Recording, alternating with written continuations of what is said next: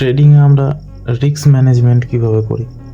Risk হচ্ছে particular stock, যেহেতু risk management করছি, এখানে ডিএলএফ স্টকটা বাই করছি 100 কোয়ান্টিটি, প্রাইস হচ্ছে 110, মানে 110 হচ্ছে ডিএলএফ স্টকের প্রাইস, যেখানে 105 হচ্ছে স্টপ লস এবং টার্গেট হচ্ছে 125, মানে 5 পয়েন্ট এখানে লস নিচ্ছি, 25 পয়েন্ট এখানে প্রফিট নিচ্ছি।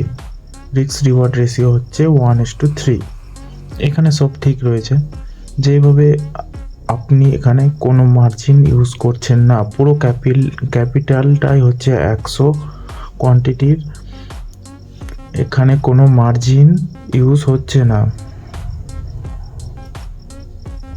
এখানে মার্জিন ইউজ হচ্ছে না বলে আপনার রিস্ক এবং আপনার ঠিক এই প্রসেসে যদি আপনি কন্টিনিউ বিনা মার্জিনেই, কোনো ব্রোকারের মার্জিন না ইউজ করেই, পুরো ক্যাপিটাল দিয়ে যদি 100 কোয়ান্টিটি কিনে আপনি 1:3 রেশিওতে ট্রেড করতে পারেন, তাহলে আপনার রিস্ক রিওয়ার্ড স্টেবল থাকবে। যখনই আপনি কোনো মার্জিন ইউজ করতে যাবেন 5 গুণা ব্রোকারের কাছ থেকে বা 10 গুণা, এখন তো 5 গুণই দিচ্ছে, বাট যখন মার্জিন ইউজ করতে যাবেন তখন কোয়ান্টিটি বাড়বে, যখন কোয়ান্টিটি বাড়বে আপনার রিস্ক রিওয়ার্ড রেশিও ঠিক থাকবে না, ফলে আপনার উইনিং রেট কমে যাবে, আপনি ভুল করলেও সেই ভুলটা শুধরাতে পারবেন না, আপনার 3 থেকে 4টা ট্রেডের মধ্যেই আপনার পুরো ক্যাপিটাল নষ্ট হয়ে যেতে পারে। আপনার 2টো ফলস ট্রেড গেলে বা 4টে ফলস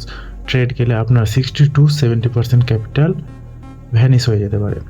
তো এই দিকে মাথাতে রেখে কোয়ান্টিটি যখন আমরা বাড়াচ্ছি তখন গেম চেঞ্জ হয়ে যাচ্ছে, কারণ এখানে কোয়ান্টিটি নেওয়ার সময় রিস্কটা বেশি বেড়ে যাচ্ছে। যখন আমরা কোনো ইনস্ট্রুমেন্ট ডিএলএফটাই যদি আমি 110 প্রাইস রেঞ্জে যদি আমি কিনি 1100 শেয়ার, এখানে রিস্ক হয়ে যাচ্ছে 5500 আর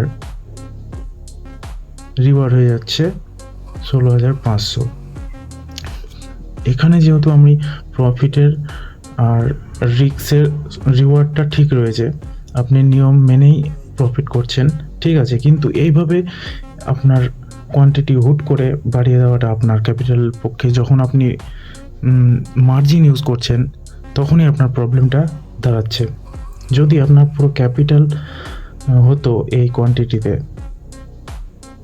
যদি আপনি এখানে মার্জিন ইউজ করে থাকেন তখনই আপনার ফলটা তৈরি হবে, মানে আপনি কম ট্রেড মার্কেটে নিতে পারবেন, কিছু সংখ্যক ট্রেডের পরেই আপনাকে মার্কেট থেকে আউট করে দেওয়া হবে, কারণ আপনার এর মধ্যে ব্রোকারেজ মার্জিন রয়েছে, যার জন্যে মার্জিনটাই আপনার রিস্কে পরিণত হয়ে যাবে, নাম্বার অফ ট্রেড কমে যাবে।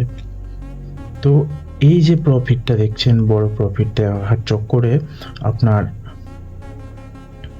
এই লসটা যদি আপনার 2 থেকে 3 বার হয়ে যায়, মানে 3টে ট্রেড যদি ফলস বা ভুল হয়, তাহলে আপনি আবার পুরো ক্যাপিটালটাই নষ্ট হয়ে যাবে এবং আপনাকে নতুন করে শুরু করতে হবে। তো এটাই হচ্ছে রিস্ক ম্যানেজমেন্টের ধাপ। কোয়ান্টিটি রিস্ক ম্যানেজমেন্ট তো রয়েছে পার্টিকুলার স্টকে, কতটা প্রফিট নিব, কতটা লাভ নিব ঠিকই রয়েছে, ওটা রুলস তো আলাদাই রয়েছে, বাট কোয়ান্টিটির উপর যখন ধ্যান দিতে যাচ্ছি, কোয়ান্টিটিতে যখন আমরা ব্রোকারেজ ইউজ করছি, ব্রোকারেজ মার্জিন ইউজ করছি, তখনই আমাদের প্রবলেমটা শুরু হচ্ছে। তো যত পারবেন এই মার্জিন আর কোয়ান্টিটির দিকে নজর রাখবেন। তো কন্টিনিউ প্রফিটেবল হচ্ছে, প্রতিদিন হচ্ছে না, নাম্বার অফ ট্রেড কমে যাচ্ছে, ক্যাপিটাল মার্জিন ইউজ করাতে নাম্বার অফ ট্রেড কমে যাচ্ছে, মানে আপনি রিস্ক বেশি নিচ্ছেন বলে আপনার নাম্বার অফ ট্রেড কমে যাচ্ছে, কারণ আপনি এখন দেখবেন ব্রোকার 5 গুণা মার্জিন ইউজ করতে দিচ্ছে। আপনার ট্রেডিং অ্যাকাউন্টে যদি 100 টাকা থাকে, তাহলে ব্রোকার আপনাকে 5 গুণা দিচ্ছে, মানে 500 টাকা দিচ্ছে। এটাই হচ্ছে ট্রেডিং মার্জিন, ব্রোকারেজ মার্জিন। আর এইটাকে আমরা কিভাবে সঠিক পথে ইউজ করব সেটারও ভিডিও আসছে, সেই ভিডিওটা আপনারা দেখবেন। আজকের এই ভিডিওটা দেখার জন্য অনেক ধন্যবাদ। Thank you for watching.